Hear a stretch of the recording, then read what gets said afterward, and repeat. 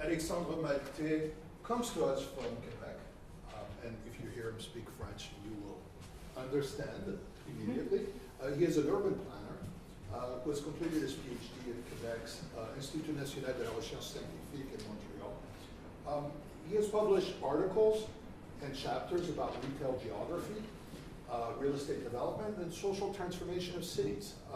His forthcoming book, Commerce de détail et transformation socio-économique des quartiers centraux, le repositionnement du petit commerce montréalais, examines 50 years of retail change in two Montreal city, inner city neighborhoods. So I know you're all wondering, and some of you have actually asked me, why would I invite an urbanist or an urban planner to talk to language?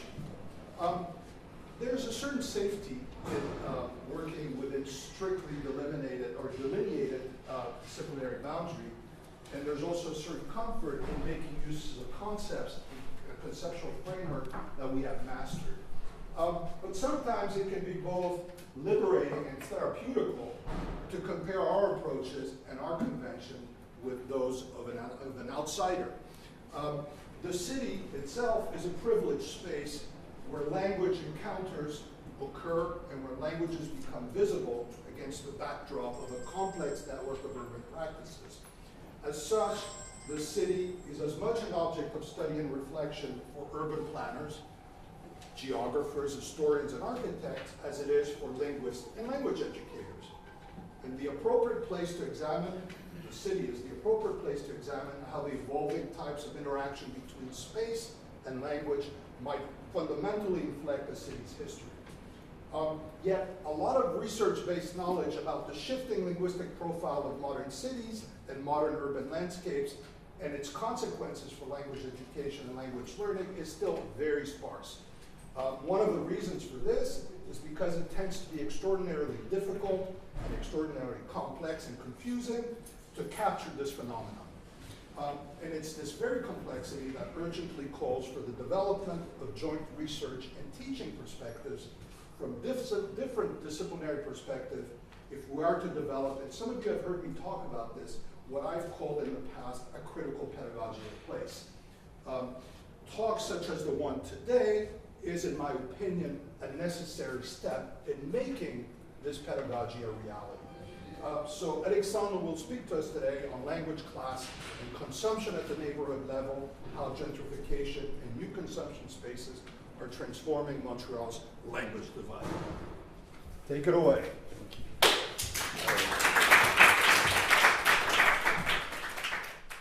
Good afternoon, everyone. Thank you all for coming. I also want to thank, is it okay? Am I speaking into the microphone? That's fine. Okay.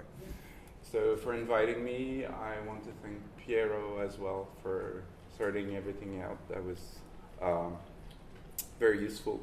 I'm always grateful to have an opportunity to talk about my city, the city that I've considered mine for 15 years now, and that I personally still find fascinating, often frustrating, annoying, but also very interesting and unique in many ways, and I hope my talk will reflect that. So, as you know, I'm going to talk about Montreal, a peculiar city with respect to language, one where multilingualism superimposes itself onto a pre-existing bilingual and bicultural pattern that has often resonated with social conflict and cultural resentment. I talked about this for the first time last year in London, and Stéphane was actually there for a reading, an event called Reading the City, which I know you had here as well. And it was a very interesting audience because it was a diverse mix of Europeans to which Brexit was only a distant and surreal fear at the time. And of course, several Anglo-Canadians who had been living in the UK for years. Many British people in the room had a somewhat negative perception of Montreal and of its social life and identity. I thought most Canadian expats I discussed with afterwards were rather blasé, had a rather blasé attitude about all of this, which I can partly understand. And most European linguists from the continent appeared quite fascinated by it. So that gave me confidence, and I expanded the talk, which I'm turning into an article, and on which I have based my presentation. So I don't know how well most of you know Montreal. I know it's closer to New York, but still Canada and the US can be words apart. So I will assume that most of you don't know it really well, or that you don't know it beyond the tourist gaze that most Americans generally generally shed upon what is often portrayed as the Sin City, the Catholic city of the North, where you can drink at an early age and party as much as you want. So I apologize in advance for those of you who know it well, and I anticipate your remarks, of course, with particular pleasure at the end. So as this typical greasy spoon Montreal menu suggests, I'm going to talk a bit about food, but a lot about languages, mostly French and English. As the background or the rationale for my talk is that the linguistic conflict that Montreal is infamous for has lost importance over the last decades. Many scholars have noticed this already. They have identified several causes for that decline, and I will briefly summarize them in a minute. But one aspect has been, in my opinion, often overlooked. It's the role of gentrification in both the residential and social-cultural dynamics associated to it. These, I argue, have been contributing in the last decades to a blurring of the language frontier and to an overall pacification of the linguistic debate, which, as most of you probably know, is a major and explosive theme in both Canadian and Quebecois politics. I want to insist on the exploratory nature of my talk, as I'm no specialist of language or language relations in Montreal. Many excellent researchers have covered that before, including Sherry Simon, which I think you have met. She was here a few weeks ago. Yeah, who teaches at Concordia and has written a very good book called Translating Montreal. Also Sherry Olson at McGill, Richard Bourris, Patricia Lamar, and many others. I am, as Stéphane said, an urban planner by training, and my areas of expertise are, somewhat far from language, retail, real estate development, and the social dynamics that are related to those. For instance, gentrification, income polarization, and social housing. But I think these urban dynamics are an important dimension to explore, one that some language scholars have probably neglected up to this point due to its deeply urban and microsocial nature. I also have to be transparent and admit that language came out as an unexpected theme in one of the two neighborhoods I was studying for my PhD dissertation, which was about inner city retail change. I don't want to dig too far into this, but interestingly enough, I'm not the only urban scholar in Montreal who's been unconsciously avoiding language in his research. Perhaps it's just too heavy or politically laden a topic, but no matter what, I believe what I did, perhaps exploratory in that respect, sheds some new light on how language relations are reshaped at the neighborhood level. And that's important as it explains how Montrealers manage to live their lives peacefully in spite of a larger ongoing debate about language and culture. My take on this will probably appear rather simplistic to the social linguists in the room. I look at language from a microsocial point of view, one concerned primarily with interactions. Thus, it is a powerful tool for communication within one language group, but also a strong cultural marker that often acts as what Max Weber called a polluting factor, separating one group from the other, a social frontier, inhibiting communication between groups. And that means a lot for a city like Montreal as it shapes the social life and the interactions that take place within it. So that leads me to the hypothesis I want to explore today, using both statistics and empirical evidence from the research I conducted in the course of my PhD, as well as a few literary references I thought supported my claim and made it more interesting. So this hypothesis is twofold. First, the gentrification is blurring the traditional geographic boundary between French and English. That is rather easy to show with stats and maps, and as a planner, I will be happy to do just that in a minute. It follows that what Hugh MacLennan famously called Montreal's two solitudes now have more opportunities to get in touch with one another, that the new linguistic landscape is more favorable to contact than ever before. The second part of my hypothesis is that the diffusion, mainly within the inner city, of an urban lifestyle that is tightly associated with gentrification is slowly pacifying the everyday contacts between Anglos and Franco-Montrealers. Or I should say, it is expanding the historically peaceful social climate that has long existed among the elites to the middle classes. Before I jump into the crux of the matter, let me briefly recall a few contextual elements from the long history of language dynamics in Montreal. So the city was founded in 1642 by the French, but was rather quickly lost to the English in 1760.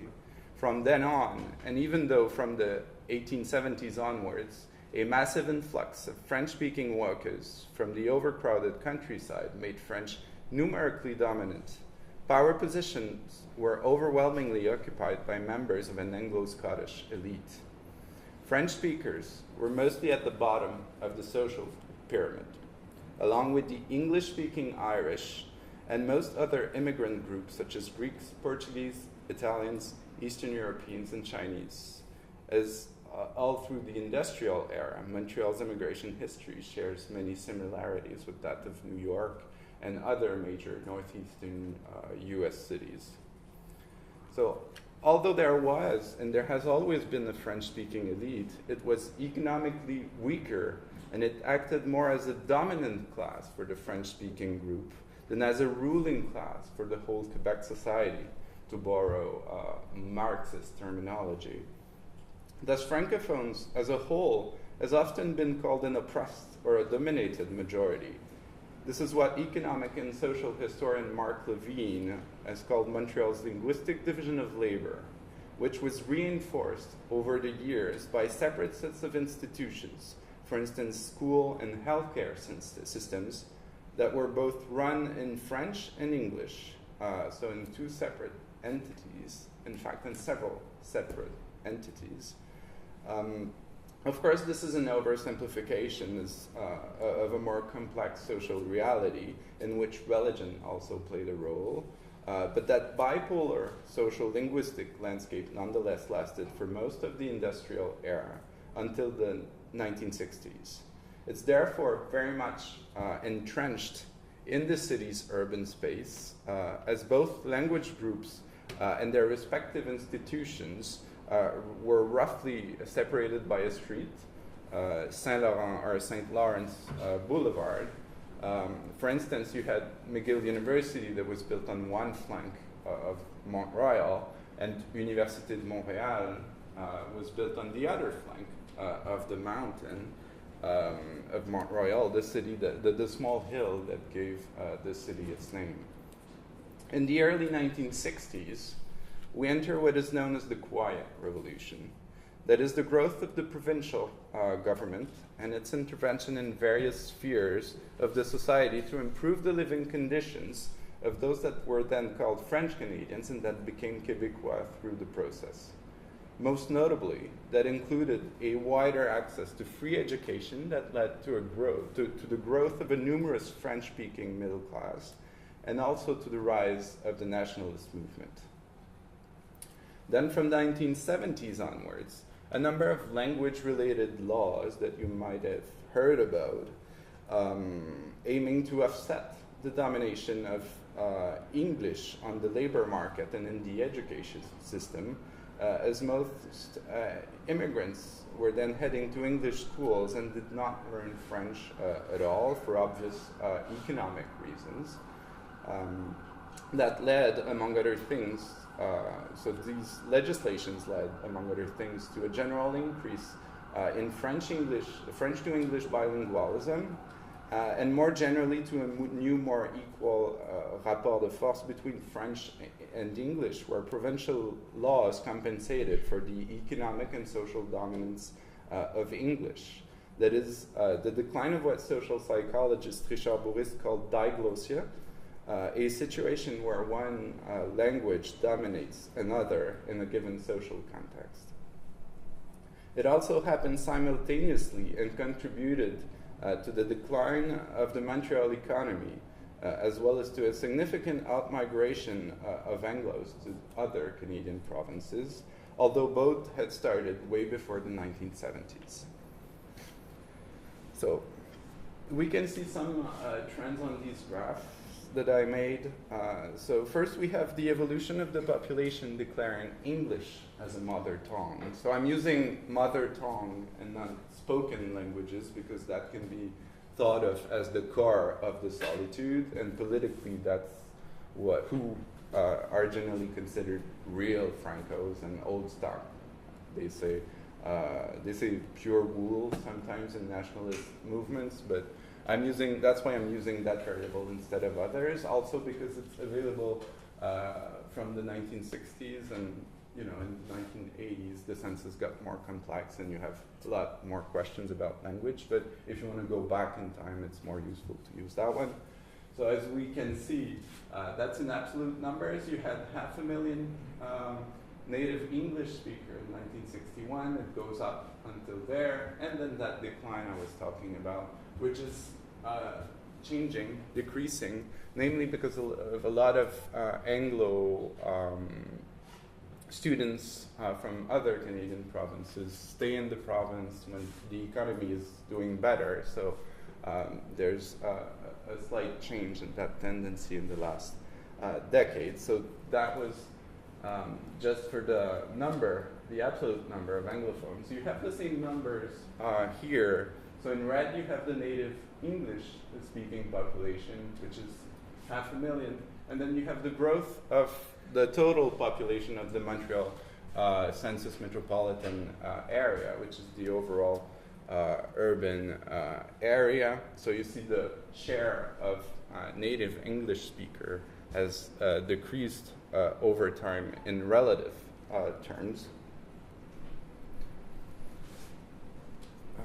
So you have this, and one thing that I wanted to show with that graph, so in blue you have French, of course in red you have English, and in green you have those that speak what we call non-official languages, or that are often called allophones, which is a weird term. I think, but I'm still using it. So what you can see is that the share of allophones and anglophones, again, that's native language, was reversed all through the process,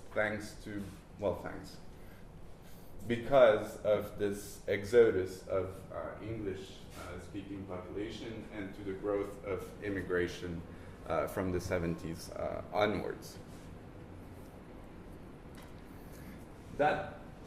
Those language groups are not equally distributed through space. That's the metropolitan area I was talking about. You don't really see it well, or I don't at least. But Montreal is an island, so you have the shape of the island over here, downtown is over here. And in red, you have the percentage of population declaring English as mother tongue. So dark red areas have more than 50% of their population that is native English speakers. So you see that, frankly, it's really the inner core over here and what we call the West Highland suburbs, which are middle-class suburbs that are still highly associated with the English-speaking community. I was talking about, you see better the metropolitan area over here. You have what I computed, which is an Anglo Index. That is the percentage of the population declaring English as a mother tongue over that same percentage for the entire metropolitan area. So if it's higher than 1, that means there are more English native speakers in that area than in the whole metropolitan area. So the darker the blue, the more French the area is. And we clearly see on that map how suburbanized this new French-speaking middle class is compared to the English-speaking community, which has remained highly clustered around its network of institutions. So the English community in Montreal is very urban in nature, not necessarily because they want to live in the city or at the core, but there's a high correlation with socioeconomic status. So they can afford it for one thing, but they also want to remain closer to their institutions. They also want to remain in the few suburban municipalities that have an official bilingual status, as they have more than 50% of their population who speaks English. That's what the law requires in Quebec. So that was for mother tongue. If we move to spoken languages, data here is, debatable, because so you have the evolution of spoken languages. So you see the decline in people declaring English only as the language they can use in their daily life. This definition has shifted over time, so I'm very careful in using it. I'm very careful about how many francophones were speaking English at the time, given the low education levels. Most of them were working in English-speaking environment, and they were functional in these environments, but I doubt this bilingualism was that functional compared, given the education levels at the time, because it doesn't show here, but most people that declare English, most of the bilingual people are native French speakers. So in purple, you see the rise in French to English bilingualism and the decline in monolingualism over time. So in recent decades, other factors have combined with this social-political history of language relations, also contributing to erode that bipolar structure of the city. That includes, as I have shown, immigration and the growth of trilingualism among ethnic minorities. That trilingualism is also linked to the language legislation, because children of immigrants were sent to French-speaking school for their primary and secondary education, and they somewhat learned English also in the process, both in school but also living in Montreal.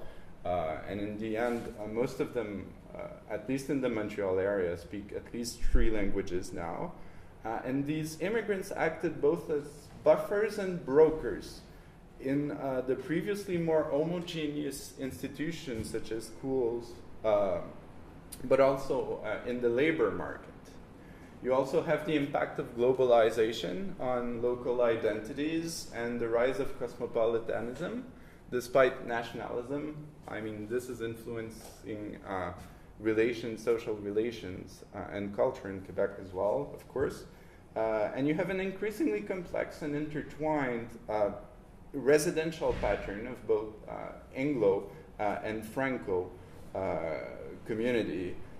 We saw that they were still very much clustered, but as we will see in the other graphs, this clustering has declined over time.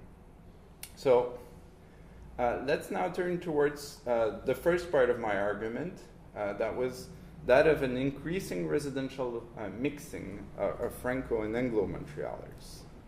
So that means that instead of two large and geographically isolated linguistic solitudes, we now have a more complex pattern of linguistic diversity at a much finer scale.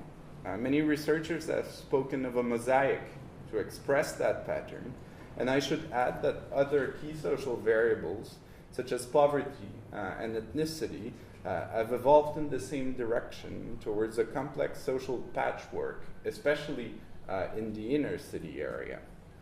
A colleague of mine, sociologist Annick Germain, calls that the leopard print of poverty and immigration. She's very inclined herself towards colorful apparel.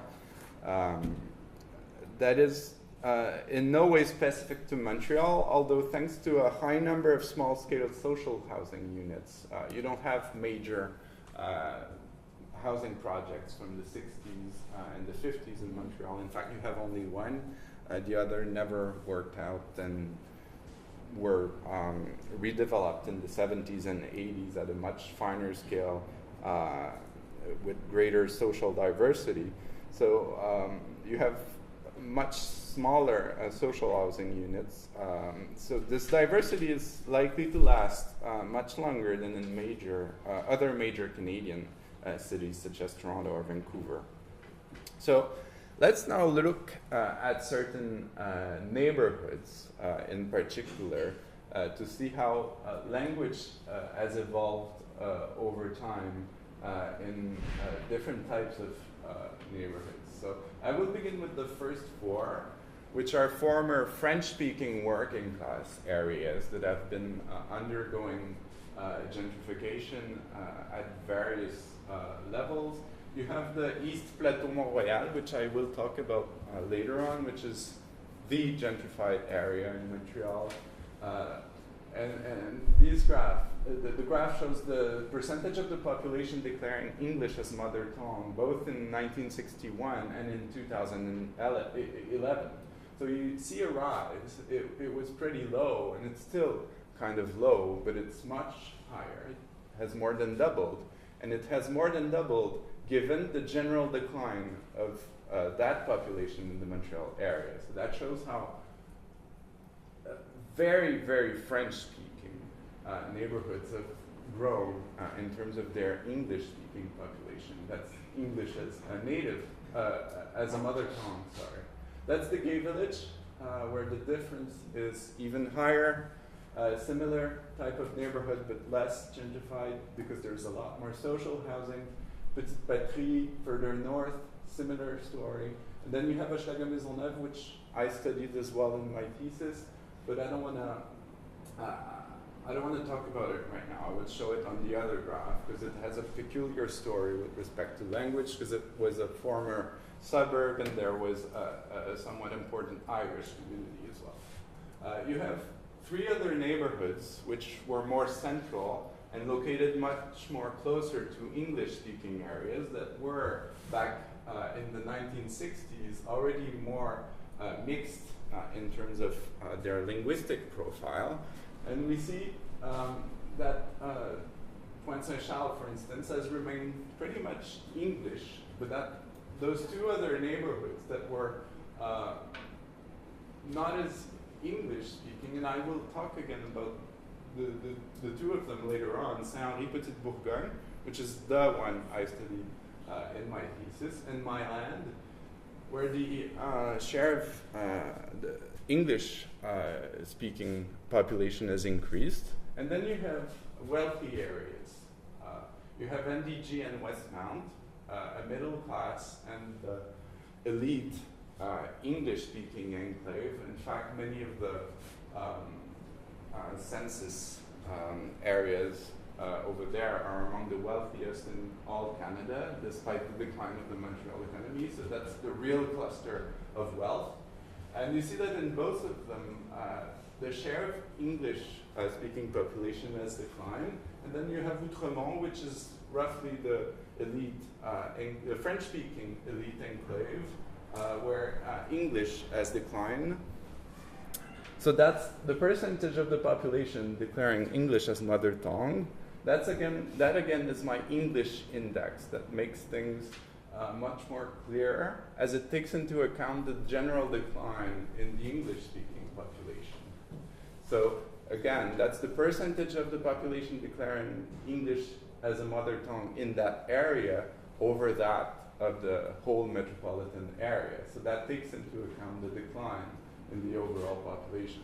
So we see that the gentrifying French-speaking, except for this one, have seen their English index rise even more than the share, than the percentage I showed earlier.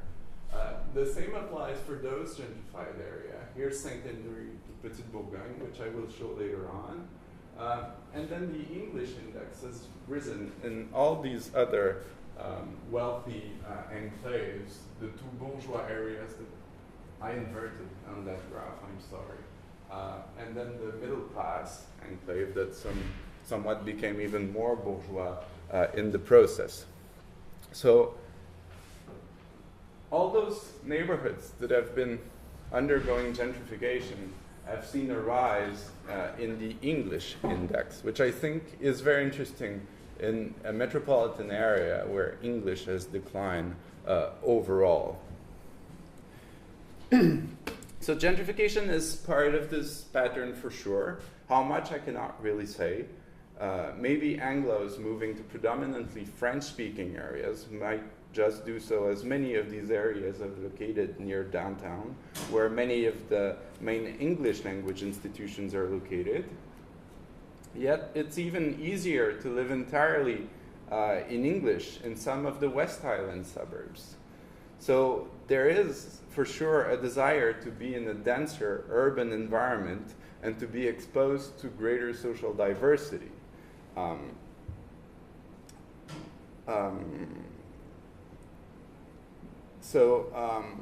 The desire for Anglophones to live in an environment in which they feel comfortable in their own language. And here I'm borrowing the words of anthropologist and colleague of mine, Martha Radice. So they both probably have an impact and mutually reinforce each other. But of course, greater opportunity for contact does not necessarily mean that everyone is getting along well. In fact, urban sociologists have long shown that a combination of shorter spatial distance with a significant social distance can lead to more conflict in certain contexts. That is what social psychologists call the contact and threat theories. And that brings us to the second part of my argument. I want to look at how gentrification and lifestyle convergence, lifestyles that are associated to gentrification, are making interactions easier and more fluid at the local level in the daily lives of Montrealers. And that I will do by looking more specifically at this neighborhood, Saint-Henri Petite Bourgogne or Saint-Henri Little Burgundy. So let's now turn to that area, which is located southwest of the downtown area. For those of you who don't know Montreal, you have the old port over here, Old Montreal, then you have the central business district, and that's Saint-Laurent Boulevard, which used to be the frontier between French communities east of it and the west side, which tended to be more English, except for this enclave and this area around here that were French, predominantly French and working class. So there are two former municipalities and French Catholic parishes that are located just southwest of the downtown area. They border the Lachine Canal that we can see over there, which is often referred to as the cattle of urbanization in Canada. And the area as a whole used to be called either Smoky Valley or the city below the hill. So you see it at the end of the 19th century. That's the area that's been entirely developed. It's called Griffintown, but the area I'm talking about just use that again, is right here. That's the highest concentration of smoke, so that's where it got its nickname from. This entire, the greater Southwest area was known for its heterogeneous linguistic landscape, collecting the poorest people of all languages and backgrounds, including a large English-speaking black community from the Caribbean. So neighboring areas of Point St. Charles and now gone are redeveloped. Griffintown over here or Goose Village were predominantly English-speaking, and St. Henry and Petite Bourgogne or Little Burgundy were mostly French-speaking. And you have on the right side West Ham, so that's the posh, very wealthy English inner suburb that I was talking about. That's the leafy area overlooking these poor, this valley, this smoky valley over here. So as we saw, both St. Henry and Little Burgundy have become more English in the last decades as they were undergoing gentrification. Saying that in itself in Quebec is highly political, but here I can feel free to say that, because anglicisation is seen as a terrible thing by a lot of people. Here's a graph showing the evolution of the percentage of native English speakers in orange. That goes from 12% in 1961 to almost 25% in 2011. So it has risen a lot. And I compare that evolution to other social variables that indicate gentrification. So you have first in green that's the ratio of the average personal income in the area over that of the census metropolitan area. So you see it declining and then coming up again with gentrification. Again, it's a ratio, so below 1 it's lower than the metropolitan average. Over 1 it's higher than the metropolitan average. And this itself is an average for the whole neighborhood. It's very bipolar in nature. Some social housing areas are still getting poorer. Other areas nearby the canal have gone almost twice the metropolitan average and are now considered very wealthy areas. So that's an average. And you have two other social indicators of what sociologists call cultural capital, which is also associated with gentrification. You have in blue,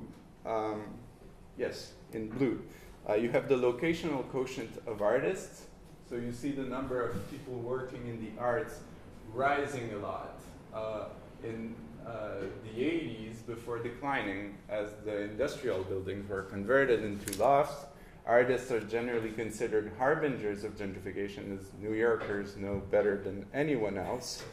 And you have, as well in gray, a social status index, which combines two variables, that is university education and occupation in a few key sectors associated with a higher social status, such as managerial occupations.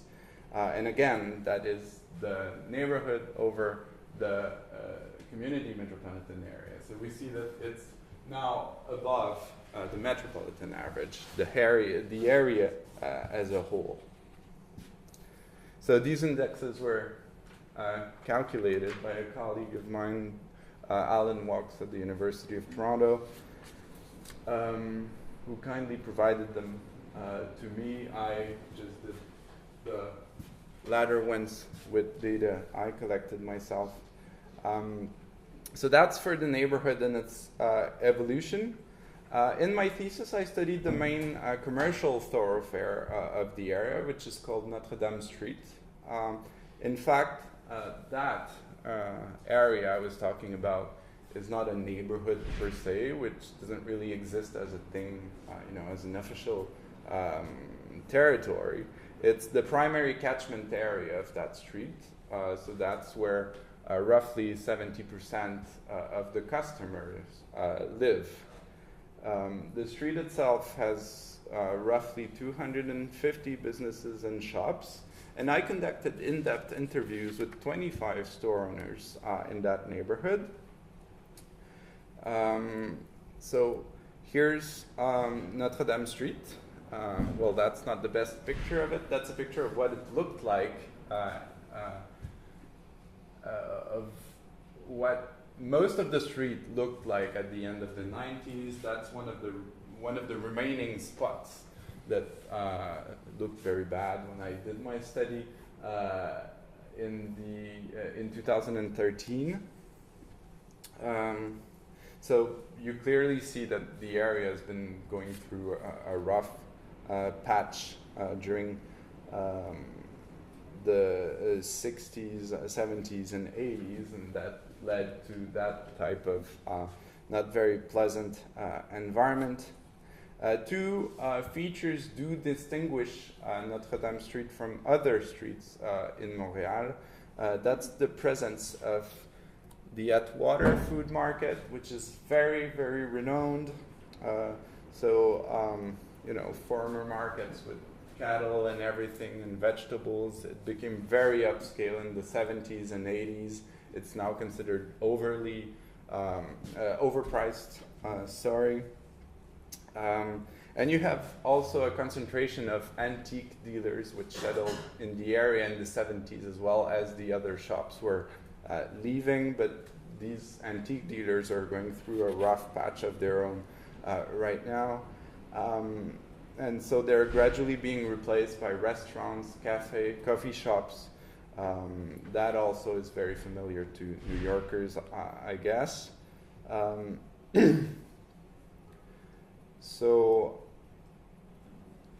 Most of the customers of both the market and the antique dealers were English speaking in the 70s, were native English speakers in the 70s, and that has changed with gentrification. As two shopkeepers, store owners I interviewed said, these are my translations, so you now have clients coming from the neighborhood, because a lot of condominiums have been built around here. We used to say it's the hill, as people up from Atwater Street were coming down to the southwest border. Now it's almost 50-50, as there's a lot more people around with the condos. We used to say it's the money coming down the hill. Around here, people had much less money. You have this one from the market saying that they used to have European customers. They had people from Westmount, old English ladies, and I will talk about those later on, because the Atwater market had a reputation. So these were wealthy people, well-off bourgeois that came to the market because ça fait bien, it was good. Now we have young urban professionals, we have families. So there's a real transformation of the customer base. And the rest of the street looked more like this when I did my research in 2013. So you have, of course, a Starbucks that has replaced one antique dealer. You have another antique dealer. You have a small lot that is being redeveloped. You have a theater that was shut down in the 70s that was reopened. So it's a typical shopping street undergoing gentrification. Among the restaurants coming to the area was Joe Beef, which is arguably the most talked about restaurant in Canada at the moment. And that sort of triggered redevelopment around it, and gradually further west along the street. That restaurant was named after a famous bartender and bootlegger of the 19th century. It's an interesting mix of French and English influences, both in terms of language and cuisine. That's a photo of its sign. So maybe you cannot read it well. It says Restaurant Joe Beef Montréal, Poisson au coquillage, Appellation Petite Bourgogne contrôlée. So they're playing with the name of the area. And in all they do to just mix languages, they're very proud of that. And that's the general tone of a lot of the stores and a lot of the restaurants that are moving in that area. So it mixes French and English in a very hybrid identity that could be best described as bilingual cosmopolitan, as testifies the appellation Petite Bourgogne contrôlée. So the owners, the chefs, the staff are both English and French speaking. In fact, it's very hard to tell, and they play with that in their marketing. That's the general characteristic, as I said, of new consumption spaces in Saint-Henri-Petite-Bourgogne. It's hard to tell whether they're French or English. Here are a few signs showing this. So you have Drinkerie Sainte-Cunégonde, Sainte-Cunégonde being one of the former parishes. You have Librairie Crossover Comics. So they're sort of playing with the law to put more English, more French, and they just generally don't care as long as you don't get caught.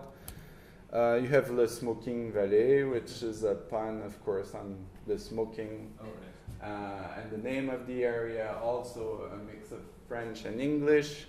You have Marché La Pentry, Restaurant Tuck Shop, and many others. Now, this may seem very common to you, this mix of languages in advertising. The creative mix of languages that has been, in fact, used in marketing for a long time in various cultural contexts. But Quebec isn't a society like France, for instance, where English language is generally considered the desirable and trendy component of advertisement. In a couple of remarkable articles about high-end marketing he wrote in the 70s, sociologist Pierre Bourdieu examined and mocked the upper middle class playful and subversive use of English words in the marketing of luxury and cultural products in Paris. That is theater, couturier. But only a few years later, Quebec was going through the exact opposite, the exact reverse phenomenon of francisation of brand and place names. Famous institutions such as McGill University, the Queen Elizabeth Hotel, major downtown department stores even became cultural battlegrounds with their own demonstrations by activist groups such as Québec Français that we can see over here. So the English language had, of course, long been associated with the upper class, but rather with the traditional bourgeoisie than with other upper middle class subversion and creativity. Getting rid of English was itself an act of subversion and empowerment, at least to the emerging francophone middle class. So major cultural battles have in fact been fought about small apostrophe S's at the end of store names, that is Bands, Leicester's. Of course, Eden's, the main downtown department store, being unable to be served in French became one of the most visible and criticized and political aspects of Diglossia. One of the most surreal elements of this discourse became the so-called, quote, fat damned English lady from Eton. And to quickly sum up that peculiar story of this very Quebecois cultural scarecrow, one late provincial minister, native English speaker, when asked about language laws in an interview for a major newspaper, said he was sick of hearing about the said ladies that did not want, apparently, to speak French to French-speaking customers, though many afterwards have said this had been falsely attributed to him. But nonetheless, that image, that lady, still lives on, mainly in nationalist circles, and there's a recent, ironically hipster rendering of her, still angrily spraying expensive perfume into the eyes of French-speaking customers. But beyond sexism, Anglophobia, and what we would rightfully call today body shaming, this, I want to stress out, speaks of a real anxiety and real resentment that belongs to a really messy and complex social order that is very hard to get rid of. So the new playful mixing of English and French in St. Henry and Little Burgundy does express a general toning down of the linguistic conflict that is not without importance. Here, English is fun. It's used in puns. It's not an enemy. That somewhat keeps the narrative, including that one, but that's not the only one, of oppression and domination at bay. At least it protects the daily lives and the daily interactions from that cultural and political reading of things. So let me take a step back from statistics, from all of this, and let a few writers speak of how things were prior to the Quiet Revolution. As revealed by several major literary works, Montreal was to most working class francophones a series of isolated familiar places, that is, working class neighborhoods, with their factory, with the church, and so on, in which they were living in a very isolated kind of manner. And those familiar places were located in a city that was seen as generally alien and hostile. And poverty, both poverty and language, both prevented their full sense of belonging into that larger urban space. What's interesting is that shopping spaces take a central place in those literary depictions of what life used to be in Montreal. And that's especially interesting as it always talks about women, including that one, but also a lot of working class French-speaking ladies.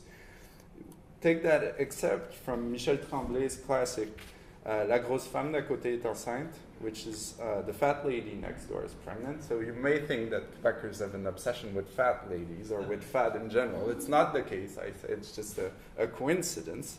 It's a great book, by the way. So an excerpt where working class women from the now highly gentrified Plateau Mont-Royal neighborhood take the tram to venture into the west side of the city, where the major Eaton, again, department store was located, up to its closing in the late 90s.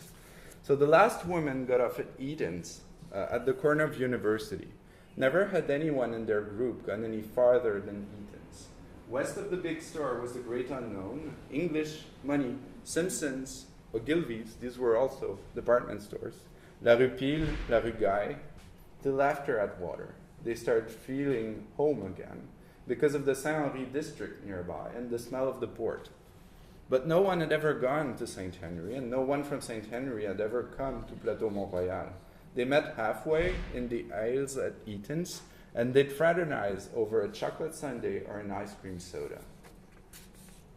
One survey done in the 1970s for that same Eaton company did reveal that while Anglo women of all social levels were shopping downtowns, most Francophone women who did the same were of a higher socioeconomic background. Most French-speaking working-class women favored their smaller neighborhood department stores and felt, I quote, an understandable resentment towards being forced to deal with English-speaking clerks in department stores, end quote. The Quiet Revolution and the associated reconquest of Montreal by the French, these are the terms, again, of historian Mark Levine, reversed that situation. As writer Witold Rybczynski, I apologize for my Polish pronunciation, which is terrible, put it in the late 80s, it was now he and other Montrealers who ended up, sometimes against their personal will, in the Anglo category, that now felt like, I quote, expatriates in their own city without even going to Paris or London. And many predominantly English speakers were highly uncomfortable with their familiar stores and commercial institutions being stripped of their English identity, even if that was just a small apostrophe, yes. And that applies to a lot of other foreign names, such as Jewish delis, who also got to lose their apostrophe S in the process. So as this enduring bipolar reading of Montreal's very diverse and complex linguistic landscape endure, and it's a real reduction, and that's very violent, especially for minorities that somewhat disappear into that enduring definition of Montreal as either a monolingual French-speaking city in nationalist circles or a bilingual city, as the city itself, as we saw, is very diverse in terms of the languages that are spoken. So that reconquest of Montreal by the French-speaking Québécois occurred at the expense of the other groups. That is true of the aging population of native Anglophones, but even more true for those among that group that did not speak French at all. And correct me if I'm wrong, and if this is just a cliche, but I always felt it was much harder for adults to learn another language than it is for kids. And so that also explains how that generation effect has transformed those social and linguistic interactions. So if I return to Notre Dame Street, in the early 80s, a study done for the city estimated that store owners in St. Henry and Little Burgundy were close to 90% French-speaking. It's difficult to estimate the current share of Anglos, but it has clearly risen. The character of the street is more English, and a highly unscientific estimation based solely on the prevalence of typical English surnames suggests that by 2012, their share has risen to approximately 25%. And that excludes all the names that cannot be stereotyped as English. So a lot of the store owners, including the native French speaker, are in fact floating between French and English, and that is obvious in the interview transcripts, that a lot of people switch between languages and just speak a sort of Franglish that is very peculiar to this area. 5 of the store owners I interviewed were native Anglos, so the interviews occurred in English, including 3 Canadians born in another province. All 3 came in as students, as the area is very popular with both McGill and Concordia students. It's generally very young. 1/4 of the population is aged between 25 and 34, compared to only 11% in the whole metropolitan area. So lots of students. They came in as students and they stayed afterwards in an area they perceived as up and coming and in which they felt comfortable. I need to stress here that if Quebec-born Anglos are now 90% bilingual, those born outside of Quebec are not, and have to rely on the basic English language, French language they learned in high school and never really got to practice. And one thing they realize when they become store owners, when they go for simple resident to store owner, is that if it's possible to live a happy and fulfilling life in Montreal knowing very little French, it's a whole different story for store owners. A lot of Francophones expect to be served in English when they patronize a store. And I noticed these store owners were very, very cautious when discussing these topics with me, a native French speaker, during the interviews. They generally like the fact that Montreal is a bilingual city. Again, that is a reduction, but that's the words they use, as everyone does. And they speak of how that makes it a special place compared to, let's say, Toronto and other North American cities that are only multicultural and multilingual. Yet they are very, very tired of the political situation around language and nationalism. Their mere presence as Anglos can take a political twist at any time. That also limits their interactions with other store owners of the area. So generally speaking, this rising Anglo, or at least bilingual character is something that most store owners value as trendy, as a distinguishing feature of the area. They are more likely than store owners in the other neighborhood I studied to link or relate their district to the My Land, which I talked about earlier, the other neighborhood whose gentrification has been highly associated with bilingualism, or even to Brooklyn or Mission or Berlin, rather than to the mostly French-speaking Plateau Mont-Royal, which is generally considered the epitome of gentrification in the city, and where a large portion of the 100,000 French expatriates currently living in Montreal have settled. This bilingualism is often seen as a symbol of cosmopolitanism and openness. Many of them also resent the fact that Saint-Henri was not considered trendy at all in the French media until upscale design magazine Monocle and the New York Times ran stories about the area in 2007. In fact, the first article in the French media about how the neighborhood is becoming trendy talk about the New York Times article that has been published about it. So let me say a few words about bilingualism, which is quite a thing in itself in Canada. As all through the last decades, it was a central component of national identity. With the decline of both conservative nationalism and the related nostalgia for the Commonwealth after the Second World War, bilingualism emerged as a way to distinguish what was otherwise known as a rather bland country from the United States. That is what is generally called the new nationalism of the 1960s, a very liberal and progressive discourse who gained prominence with the late Prime Minister Pierre Elliott Trudeau, and thinkers such as Michael Ignatieff, who captured the spirit of this era when he said that he had himself dreamed of a binational, I quote, a binational, bi-ethnic federal community, living proof that different races, different languages could live together within the framework of a single state. This bilingualism is also a major component of Montreal's new identity, even though the city is officially and institutionally considered unilingual because of Quebec language laws. And on a more commercial level, that bilingualism also has a very strong meaning.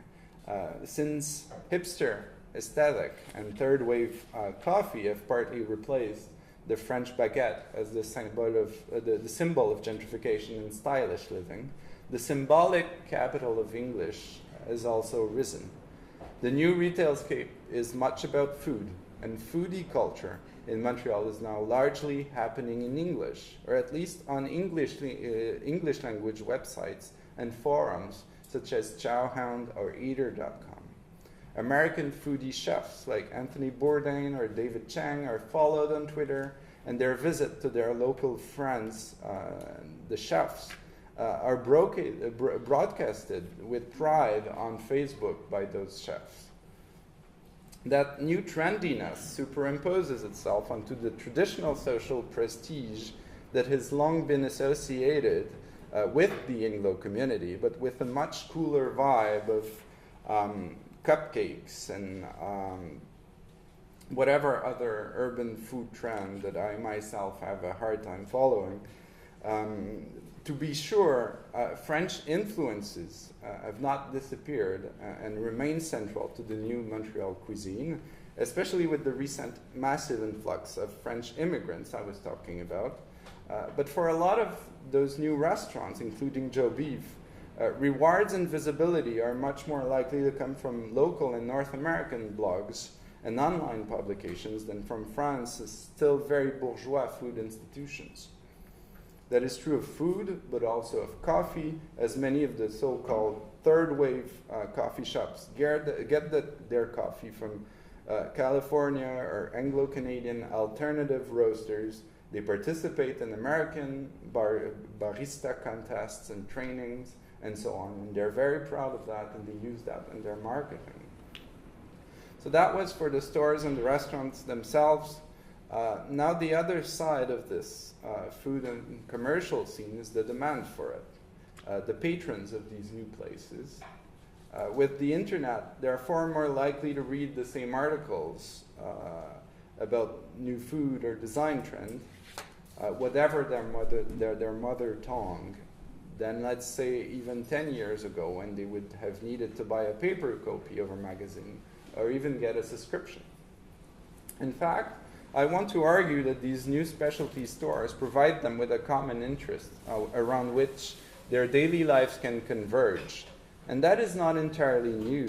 In the past, several researchers have shown how certain dimensions of lifestyle and identity could transcend language lines in Montreal.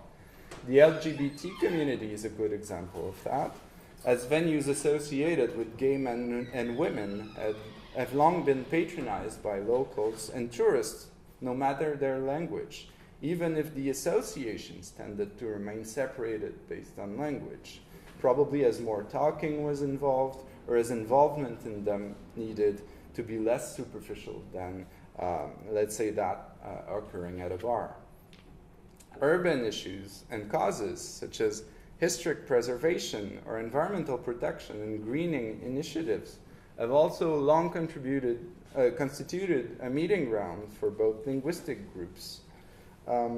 Here are a few pictures from a book about a social movement that took place in the 1970s to preserve the Milton Park neighborhood, which is now known as the McGill Ghetto, from a major redevelopment project. And that led to the largest housing, or at least one of the largest co-op housing projects in whole Canada. Although members of that citizens committee, due to the proximity to McGill University, were most of them were native English speakers, all of their actions were either French or fully bilingual, as we can see on several of those pictures. And they also built many coalitions with other housing advocates from other French-speaking neighborhoods in the area. We can see Saint-Jacques, which is a French neighborhood. So we see a mix of everyone. And in fact, such coalitions could only occur and be effective in Montreal if they went beyond language boundaries, at least in the inner city neighborhoods. So we see other, that's a brochure that is fully bilingual at all with no accent, so renovation, pas not demolition. You have also bilingual signs everywhere. So at the local level, there's a real history of grassroots mixing of languages. Here's the last picture of that with, again, French and English graffiti everywhere. Everyone having fun because they have a common cause to sort of unite them. And the third example I want to give is perhaps more closely related to what I was discussing earlier and more related to shopping streets. That's a beautiful photograph. And there's a few poems from a book that was done in the 60s that's called Un Jour on Crescent Street. That's a downtown street that now carries a somewhat tacky reputation for its association to the Formula One Grand Prix. But back then, it was one of the trendiest areas in the city, and most of the pictures in the book show, and the texts in the book show an ethnically and linguistically very diverse population of young, hip Montrealers living together peacefully. So what I'm trying to say is that this convergence of interests around urban issues and locales is likely to increase in the future, with urban middle-class lifestyles becoming more similar across the language divide, and with the rise of bilingualism.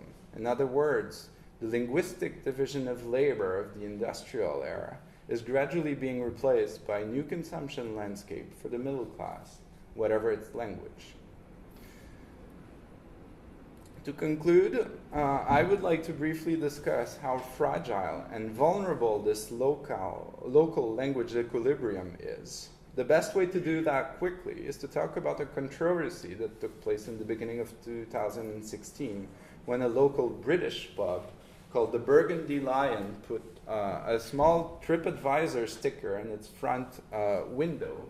That's the front window. The sticker is probably somewhere here covered in mud.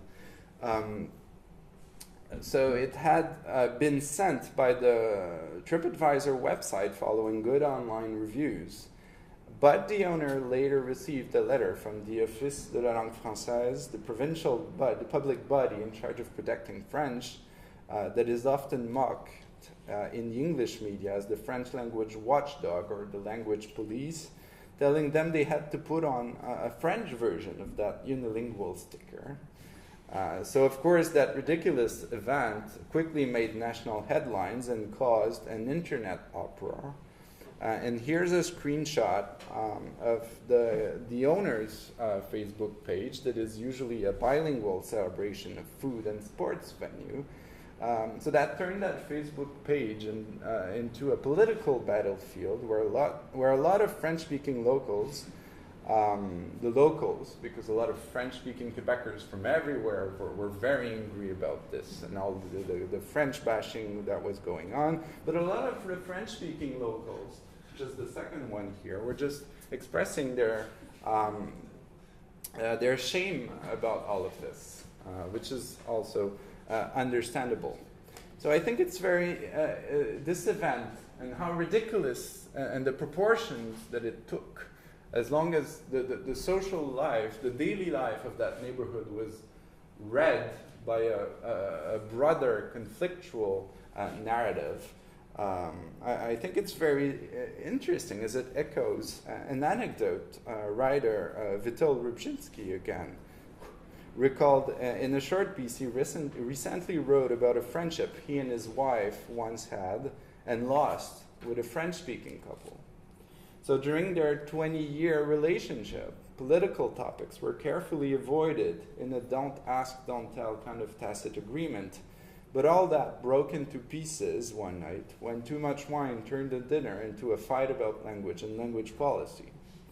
Reflecting back on that event that took place in the 1990s, Rybczynski says that the disagreement probably came from the fact that most Francophone Quebecers see language as an artifact, while most Anglophones see it as a mere tool. And that is probably reinforced by the fact that many preeminent Anglo figures are not native English speakers, but use it as a second language, not unlike many Francophones, in fact. I believe this analogy is very useful as it mirrors the one I began my presentation with, as language being both a social and cultural marker and a means of communication. For some, it can be seen as an island on which they can resort in a rapidly changing and globalizing world. For others, it's the river that flows around the island and even allows some of them to float or sail away from it. And perhaps one unexpected consequence of the rather radical language legislations has been to partially tilt the language debate towards tools rather than artifacts, despite the fact that it was trying to protect French language as an artifact. And as other researchers have shown, for the young, educated Montrealers born after the onset of the 1970s language laws, those that are precisely targeted by these shopping areas, and those that are often referred to as the children of Bill 101, languages and linguistic identities are now seen with considerable flexibility rather than as an immutable social marker. So that was it for Montreal and my presentation. Thank you.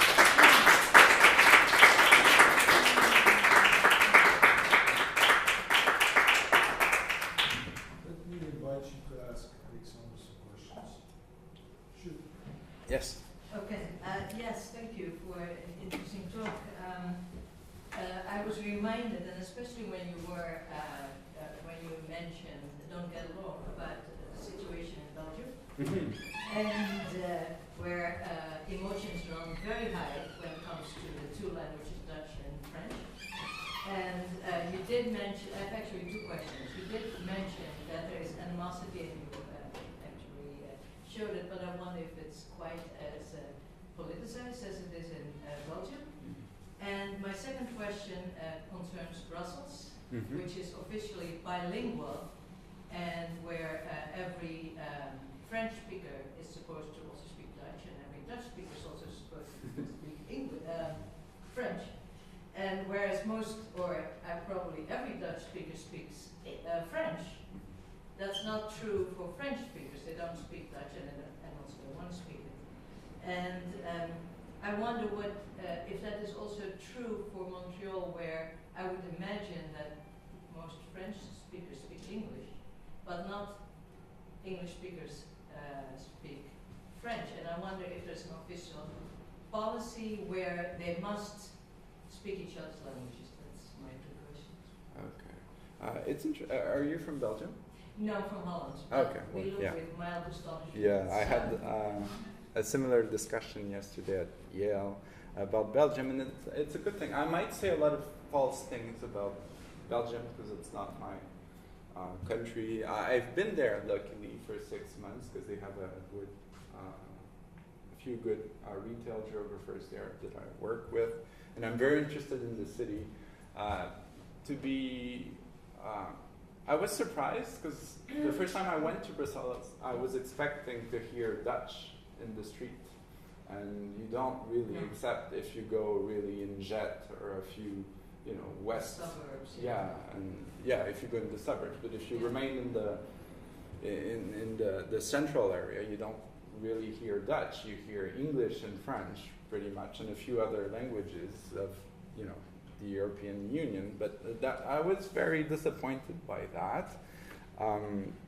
In terms of the political content of it, I mean, as I said, in Canada, there's been a real policy about official languages from the 60s onwards, but it was targeting institutions, not people.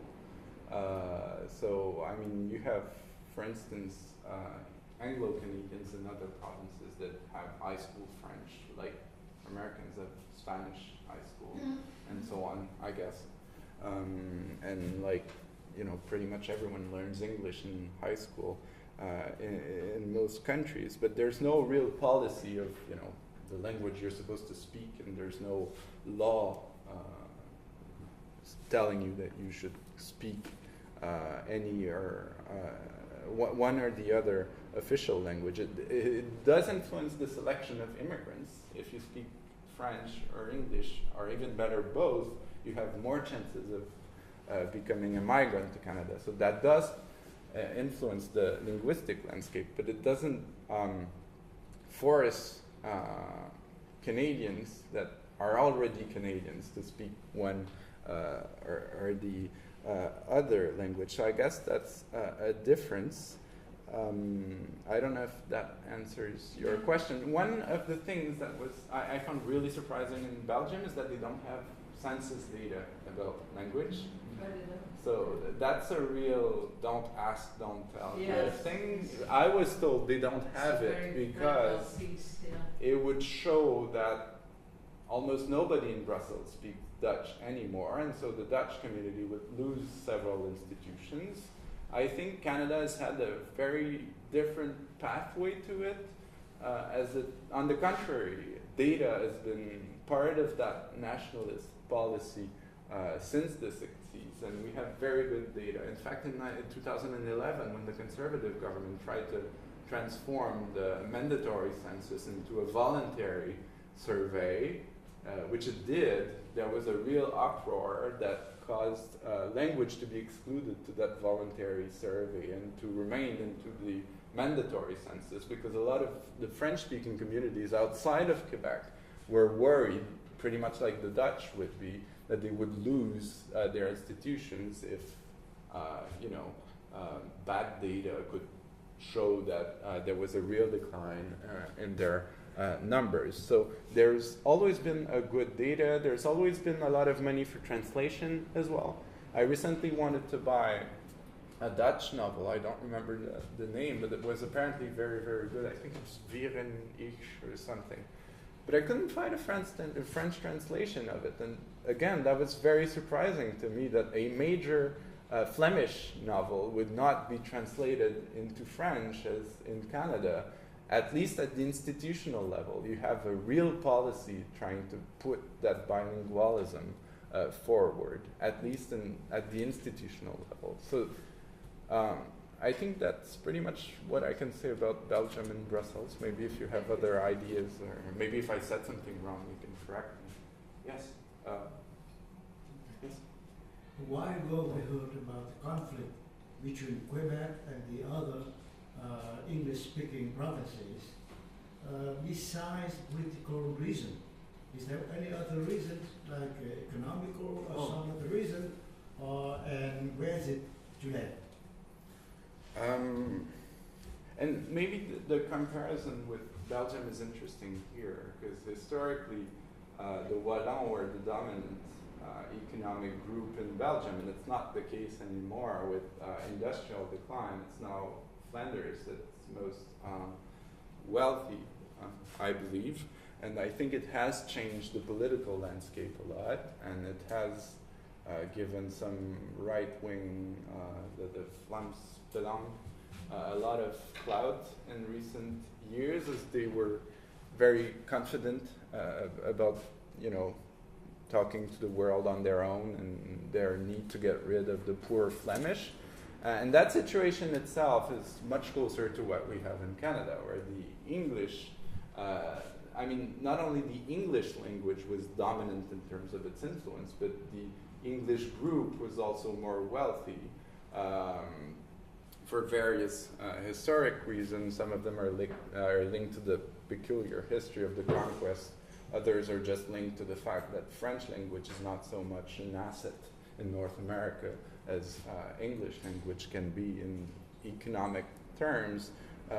But yeah, the perception that Quebec is, and it is, it's not the poorest province, but it's clearly among the poor provinces.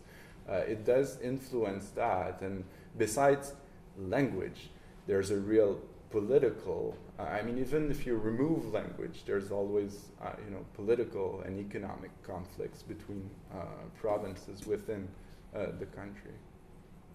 Yes? Very quickly, probably this has not been the main focus of your research, but you may have come across data. What is the situation of the immigrant population whose mother tongue is different from both French and English? Given the fact that Montreal is a very, very dynamic immigrant hub, so to speak, what did you find out in your research? How do they relate to either English or French, and maybe what the reasons for doing this were a matter of prestige, a matter of inclusiveness, something like this? If you have some very good observation or some data. Yeah, when they're young and middle class and relatively wealthy, they speak multiple languages, and they're somewhat subsumed into the hard-to-tell kind of category. They're very cosmopolitan, very confident. So that's for ethnic groups, I would say. Immigrants are a different story because there's a fragile nature of the immigration process. Montreal has the metropolitan area has roughly 1/3 of its population that was born outside of Canada. That is comparable to London, for instance, but it's much lower than Toronto, which is more than 50%. So that means more than half of the population was born outside of Canada. That's a lot. So that's in terms of volume. Vancouver also has a higher proportion of its population that was born outside of Canada than Montreal. I think it's 38 or something, but it's very high. The main difference between Montreal and those two cities is that in Vancouver you have a very important East Asian population, obviously. You also have a very important East Asian population and South Asian population, that is Indian, Bangladeshis, and Pakistanis in Toronto. But these are dominating that immigrant portion of the population. In Montreal, you don't have such clusters because of language. The profile of immigrants is different. You have a lot of North Africans. You also have, of course, East Asians and South Asians, but they're much smaller in terms of their share. You have a lot of North Africans, people from Haiti, Southeast Asians, Sub-Saharan Africans from French-speaking countries. So the overall profile is very different, and you have a much finer, they call, my colleagues that work on that very topic call that super diverse, because it's not one or two or three groups dominating the immigrant population. It's multiple small groups that are there. So that does change as you have much less ethnic enclaves or neighborhoods than you can have in Toronto, for instance. But you do have multi-ethnic areas. So that's in terms of residential patterns. In terms of schooling, after the language laws, in order to be able to send your kid to English school, you need to be yourself a native English speaker. So that means that immigrants cannot send their children to English school before the end of high school. In fact, research shows that they end up learning English anyway, perhaps badly, but generally they really often go to higher education in English, but they're really, really often trilingual because of that. So, I mean, that's pretty much what I can say about this. There's a real rise in trilingualism, and a few interesting studies by social linguists are studying how young trilingual Montrealers switch between languages in different places in the city, depending on the school they go, the places they shop, the leisure activities they have, and it's very interesting. Those landscapes are very interesting. Yes? It's just to edit English and French. What about because you talk a lot about the bilingual aspect of the Montreal native language. There's any sort of preservation for the language, or because it seems like they're vanished, but they're not. And so what's the official status of those languages? I don't want to talk about the legal status of those languages because I could say things that are not true, and I don't want to do that. In certain cities in Canada, you have a much higher native population than in Montreal. In Montreal, I think it's 1% of the population that is of native origin. In Winnipeg, you do have, I think it's 8 or 9%. And Winnipeg, in Winnipeg, it's really obvious because it's a city where there's not so much immigration. So there's a totally different social structure. In terms of languages per se, I believe, but again, that is not my area of expertise, I believe that in Quebec, there's Innu and Inuit that have populations that are considered big enough to preserve naturally their language. I don't know what that means, but I mean, there's enough people speaking it, and communities are large enough for them to have institutions and be able to have school boards and so on and so forth. The other native communities are very small, and I don't know how much their languages are different from one another, but you clearly never hear them in Montreal because most of them speak English when they're in Montreal, and a lot of them are in awful situations in Montreal. So it's a very complex social issue, and that's pretty much everything I could say about this.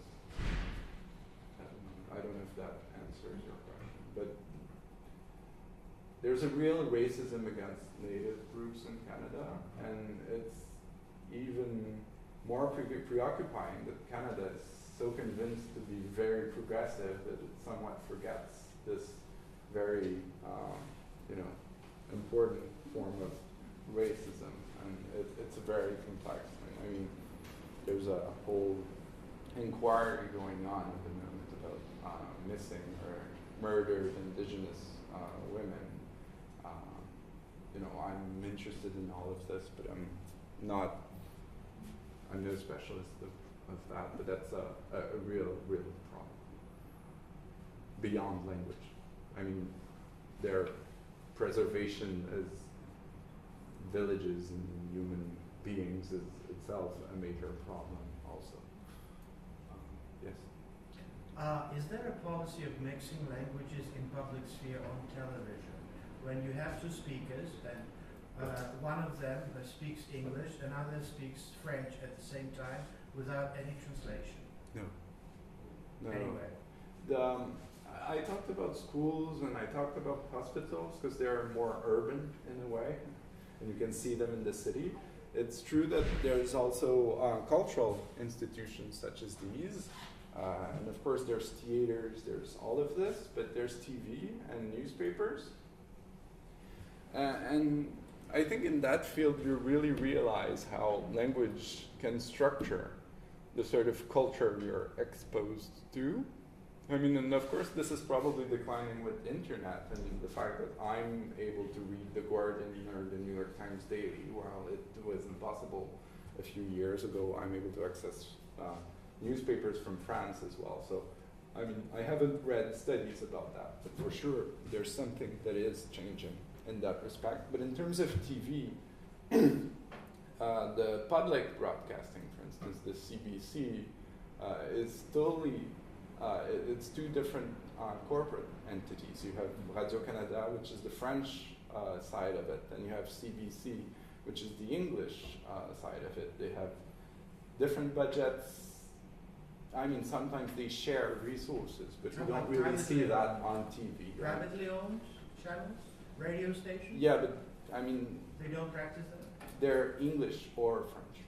That's, I mean, and you know, if you listen to privately owned or publicly owned television, there will always be an interpreter or subtitling of English if you're listening to French TV, and if it's the reverse is true as well. Am I understanding you correctly that the dominant group tries to de-emphasize and depoliticize the language issue, and the threatened group, like the Québécois, the French Québécois, tries to politicize it as a strategy of protecting against assimilation and colonialism? Yeah. Is that the That's the logic true. That of was a it? lot more true in the 60s. That is declining. And nowadays, of course, you still have groups. I mean, you have angry Anglophones that mourn the Montreal of the past, and you have angry Francophones that believe that Montreal would be a much better city if all of them could speak French in their home and in their personal life and so on. But that's the extreme.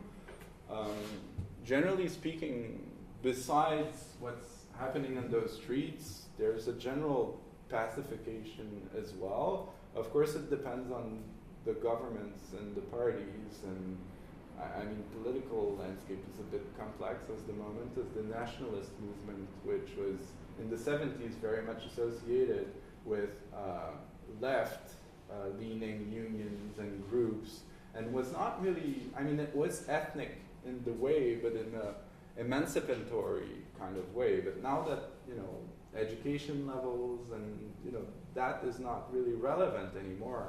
And demographically speaking, they're somewhat losing their electoral base.